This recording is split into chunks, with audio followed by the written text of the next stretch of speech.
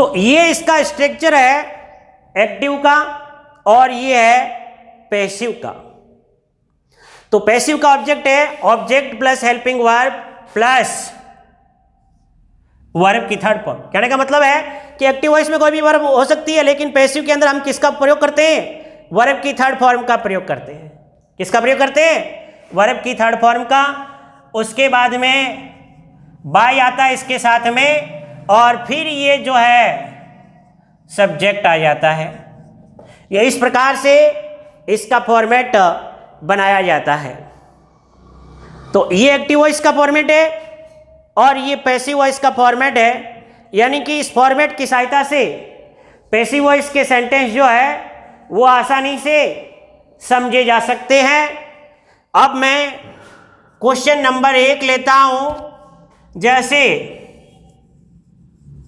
राम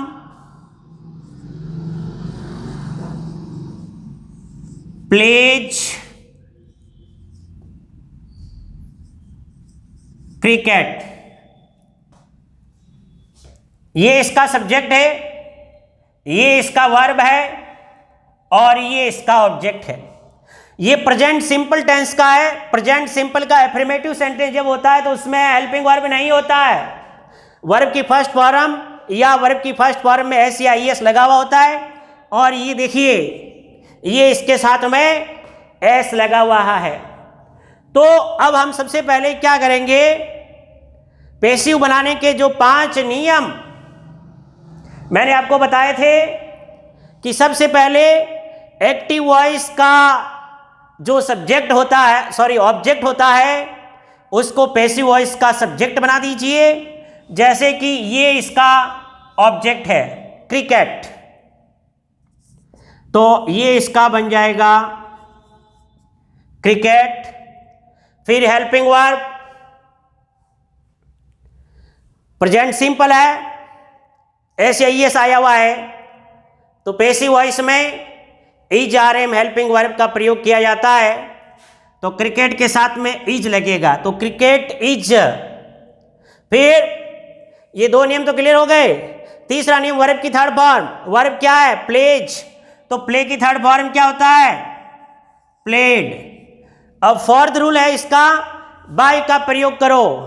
तो वर्ब की third form के बाद हमने बाय लगा दिया। अब इसका सब्जेक्ट क्या है? राम, तो ये ऑब्जेक्ट में आ जाएगा। किस में आ जाएगा? ऑब्जेक्ट में आ जाएगा। यानी कि ये सब्जेक्ट यहां आ गया। उसके बाद दूसरा क्वेश्चन, मैं पत्र लिख रहा हूं, यानी I am writing a letter. अब ये सेंटेंस किस टेंस का हुआ? इसके अंदर एम हेल्पिंग वर्ब आया हुआ है और ये वर्ब के साथ में आईएनजी आया हुआ है। तो ये टेंस हुआ प्रेजेंट कंटिन्यूस टेंस। अब इसका पैसिव बनाते हैं। सबसे पहले ऑब्जेक्ट लाओ। ऑब्जेक्ट कौन है? A letter. ये पैसिव का क्या बन गया? सब्जेक्ट बन गया। ये जो फॉर्मेट मैंने लिखाया है वो ऑब्जेक्ट, यहां सब्जेक्ट बनता है, लेकिन मैंने आपको समझाने के लिए यहां ऑब्जेक्ट लिखा है। ये ऑब्जेक्ट क्यों लिखा है यहां? आपको समझाना, ताकि कि ये ऑब्जेक्ट इसको उठा के यहां डाल दिया, हेल्पिंग वर्ब यहां आ गई, वर्ब थर्ड फॉर्म यहां आ गई, बाय लगाना है, और ये सब्जेक्ट जो है वो इधर आ गया। इसलिए मैंने इसको उल्टा लिखा है, सब्जेक्ट उधर लिखा और ऑब्जेक्ट इधर, आप लोगों को ताकि अच्छी तरीके से समझ में आए। उसके बाद ए लेटर हो गया। अब हेल्पिंग वर्ब लगाना है। आई के साथ में इसमें एम हेल्पिंग वर्ब आती है, लेकिन ए लेटर सिंगुलर सब्जेक्ट है, तो इसके लिए इज हेल्पिंग वर्ब का प्रयोग होगा। सिंगुलर सब्जेक्ट में कौन सा हेल्पिंग वर्ब आता है? इज। ये 2 नियम हो गए इसके, सब्जेक्ट और हेल्पिंग वर्ब। अब क्या बोल रहा है ये? वर्ब की थर्ड फॉर्म लाओ। अब वर्ब क्या है? राइटिंग। अब राइट का थर्ड फॉर्म क्या होता है? वो मैंने लिखा है उस साइड में, रिटर्न। क्या थर्ड फॉर्म होता है? रिटन। तो ये आ गया इसका थर्ड फॉर्म। अब फोर्थ रूल क्या है, बाय का प्रयोग करें, तो ये आ गया बाय। अब क्या बोल रहा है ये, सब्जेक्ट को ऑब्जेक्ट बनाओ। ये सब्जेक्ट मैंने यहां बिठाया है, तो एक्टिव वॉइस का जो सब्जेक्ट है वो पैसिव वॉइस का क्या बन जाएगा, ऑब्जेक्ट बन जाएगा। अब ये सब्जेक्ट कौन है, ये प्रोनाउन है आई, और आई जब ऑब्जेक्ट में जाएगा तो मी में बदल जाता है, थर्ड फॉर्म हो जाती है इस आई की। कौन सी फॉर्म हो जाती है, थर्ड फॉर्म, बाय मी। यानी कि a letter is written by me. ये दो सेंटेंस हो गए इसके, ये प्रेजेंट सिंपल का, ये प्रेजेंट कंटिन्यूस का। अब बात करते हैं एक सेंटेंस प्रेजेंट परफेक्ट टेंस के बारे में। अब प्रेजेंट परफेक्ट में कैसे,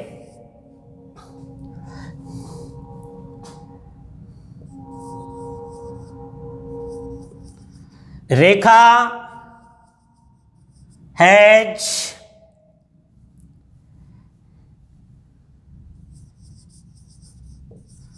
कुक्ड फूड।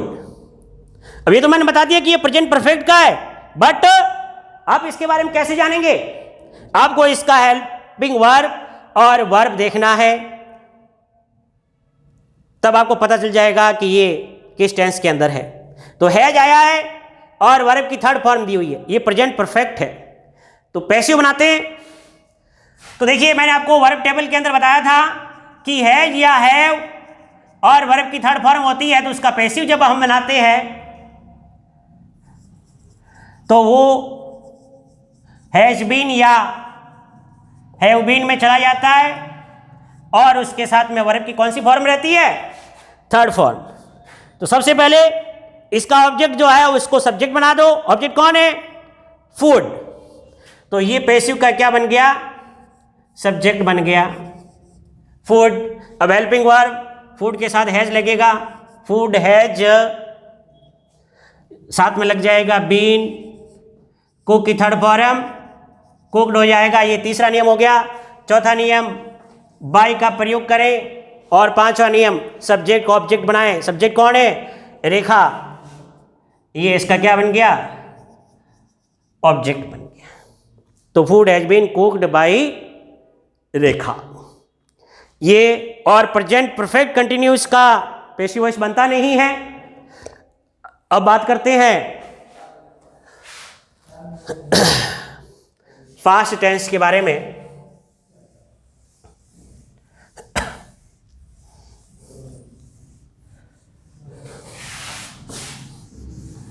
फास्ट टेंस में इसका जो पहला भाग है पास्ट सिंपल, जैसे पहला question, I sang a song। अब कैसे पता चला, वर्ब की सेकंड फॉर्म दी हुई है, सिंग, सैंग, संग। तो ये पास्ट सिंपल का हुआ, इसका ऑब्जेक्ट है ए सॉन्ग, ये पैसिव का क्या बन जाएगा, सब्जेक्ट बन जाएगा, ए सॉन्ग। अब वर्ब की सेकंड फॉर्म है तो पास्ट सिंपल का है, तो पैसिव में वाज या वर हेल्पिंग वर्ब का प्रयोग होगा। तो ए सॉन्ग सिंगुलर सब्जेक्ट है, वाज हेल्पिंग वर्ब का प्रयोग आएगा, तो ए सॉन्ग वाज। अब तीसरा नियम, वर्ब की थर्ड फॉर्म, सिंग की थर्ड फॉर्म को होती है संग, ए सॉन्ग है वाज संग। फिर चौथा नियम, बाय का प्रयोग करें, और पांचवा सब्जेक्ट को ऑब्जेक्ट बनाए। सब्जेक्ट आई है, ऑब्जेक्ट में जाते ही इसकी थर्ड फॉर्म बन जाती है क्योंकि ये प्रोनाउन है, तो बाय मी हो जाएगा। उसके बाद पास्ट कंटिन्यूस टेंस का सेंटेंस क्या है, मीना वाज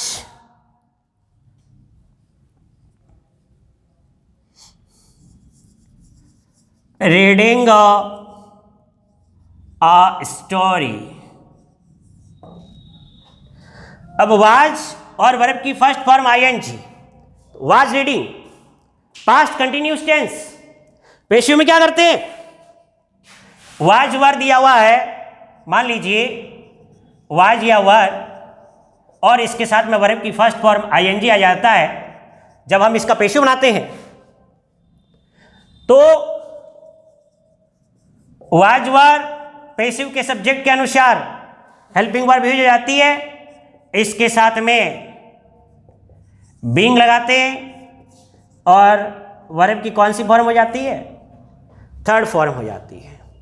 तो अब इसका ऑब्जेक्ट कौन है, अ स्टोरी, इसको पेशिव का सब्जेक्ट बनाओ, a story.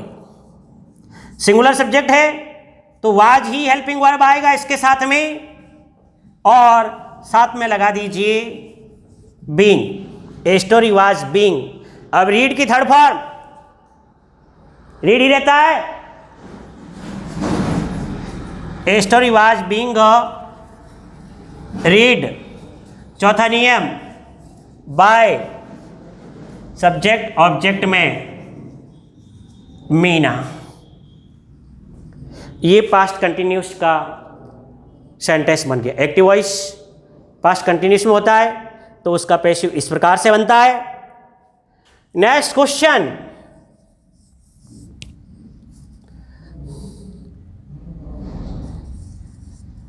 The students had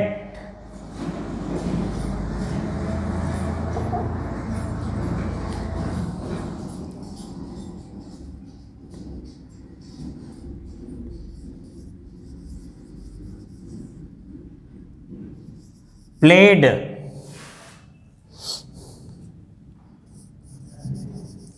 football.